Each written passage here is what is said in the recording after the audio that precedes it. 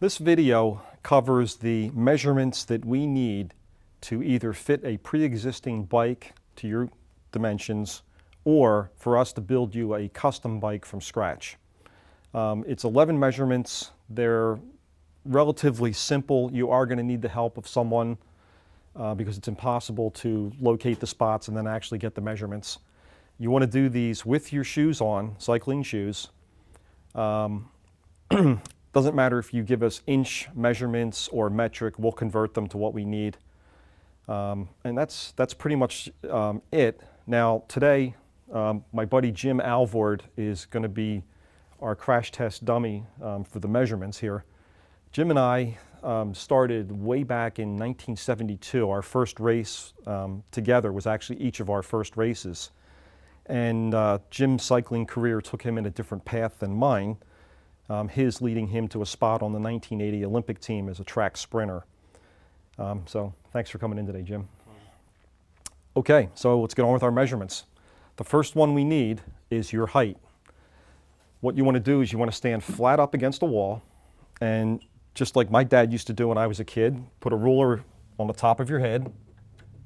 All right, and if you could just step away for 1 second.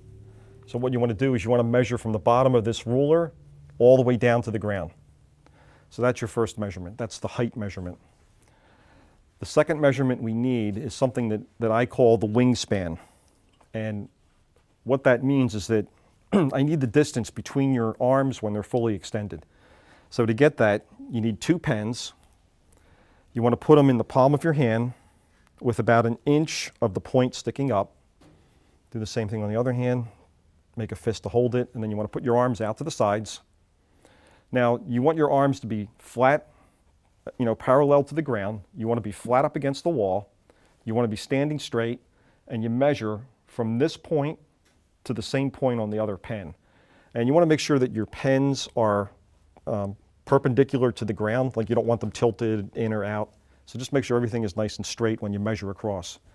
Now, in taking these measurements, you can kind of see here that in order to get this measurement, you're going to have to go across Jimmy's chest here, which is going to deflect how you measure. So what you might want to do is put like a piece of tape up on the wall and put like a little line here and do the same thing over there. And when you're all done, measure between those 2 points to make sure that it's a flat, straight distance and not going over his body. The next measurement that we need is the length of a forearm. And to get that, leave the pen in the one hand. You want to put your elbow up against the wall. You want your forearm to be parallel to the ground. And you're going to measure from the point straight back to the wall. So that's going to give us a forearm measurement. The next measurement that we need is the inseam.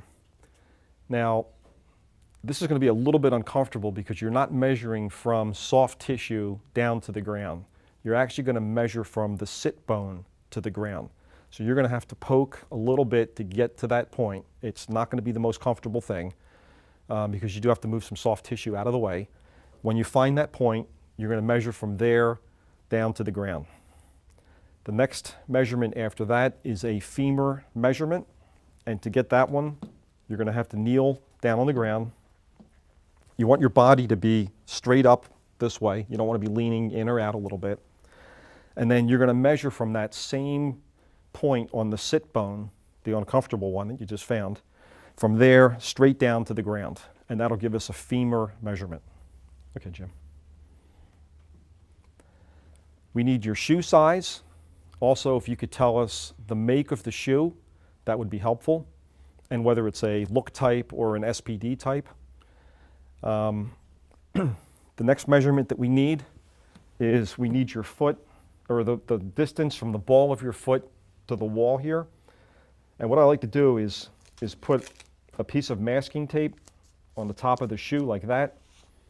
And to locate the ball of the foot, what you want to do is you want to feel across the foot for the widest point.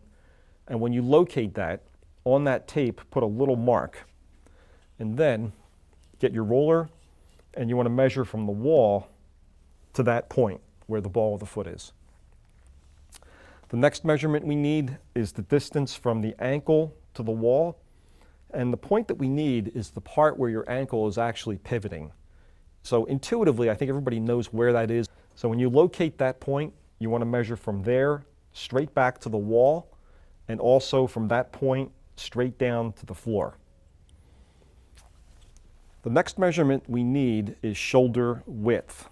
And for that, you're going to have to take your shirt off.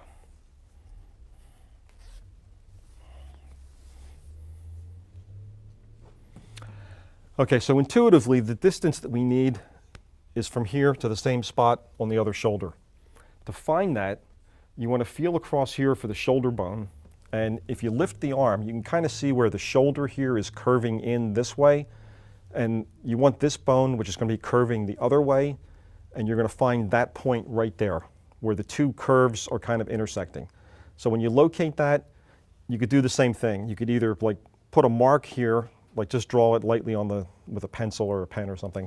And then you want to locate the same spot on the other shoulder, and you want to measure straight across. Also, with caution, so that you're not measuring around his body. You kind of want to measure straight across. And the last measurement we need is the distance from the sternal notch right here straight down to the floor. So what you want to do is you want to feel for that curve that's in there, and you want to measure from the bottom of that notch. So it's going to be like a cup shape. So you want to measure from the bottom of it right there straight down to the ground. You give us those 11 measurements, we'll get you a bike.